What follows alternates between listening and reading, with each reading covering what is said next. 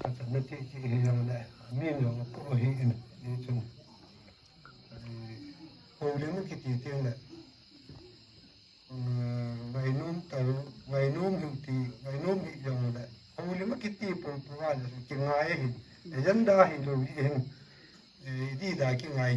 ยี่จ่อยจนตาของเราดึงดึงที่ตะบังอาจู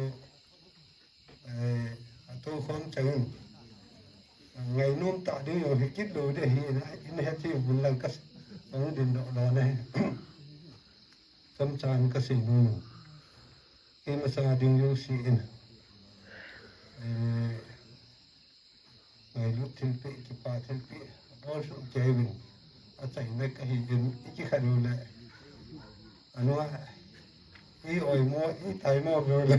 phải ra đủ để ta nó khả năng cơ ngài thì cái chân gì và chân nó sáng tạo hình bò đỏ thì này lên bờ có cái lên ý ta bằng mi ý ta bằng khăn đó này tu chung tu già thêm cả hen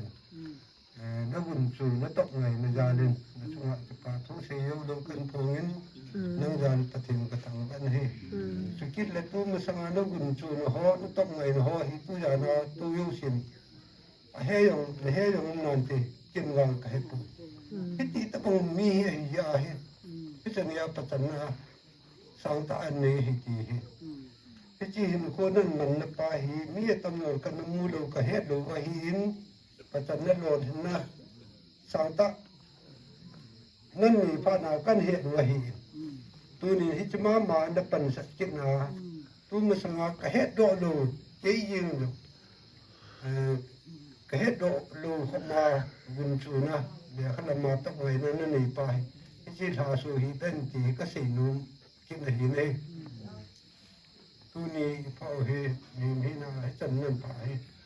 ปฏิโนเสียนะปฏิโนนักไงนั่นนับุญชูนะเหตุเปียปฏิโนบุญนักเปียนับปัญญาที่จะนั่นสวยนั่นแหละจุดที่ยาเหียแหละนั่นยอดสายหินโคฮี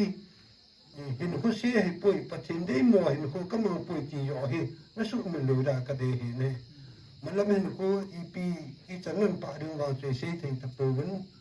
ไอหินจีสายหินโคนั่นมันดูเวียไอจะนั่นป่าดึงโจนั่นหมู่เปียดึงกำมือนี่ก็กินแบบปีนี่เรียนบ่อยปฏินบุญอยู่หันดังนั่งตะบงไงห้องเดียร์สิหันดังเล่นบ่ไงสินั่งตะบงพิจารณาอันนู้ป้าลูก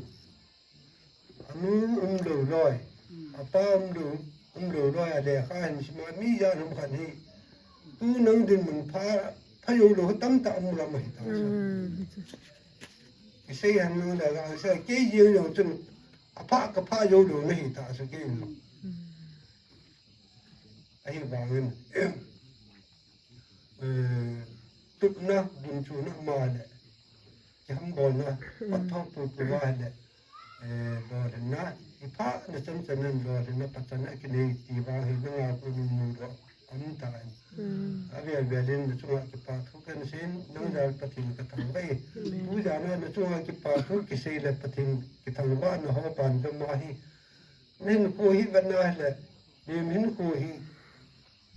อันนู้นสเปนหัวหนึ่งนุ่มก็สายตีดิรู้ดิ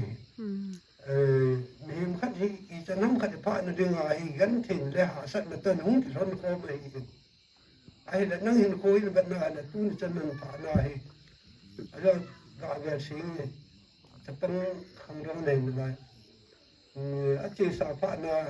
การนั่นสุนาลูนั่นเยลาหนูตะไงนับว่าปันละเฮียเด้นี่เขาขัดนั่งมาเห็นเขาทุชิมาฮีมีตั้มตาจีนะปัจจุบันนี่ดีขันกับมูนี่เดินไปมันสุมันดูดีวะไว้หลังมาเฮ็ดนั่นสินนั่นสังตะนี่ก็ให้ดูนั่งมาเห็นเขานั่นมันนั่นช่วงทางสุขเวียนละจากพวกเราจุดปัญญาขึ้นมาเราไม่สามารถยอดดีมาปีชวนอีกทีมนะกติมันโน้มให้เห็นสุดท้ายที่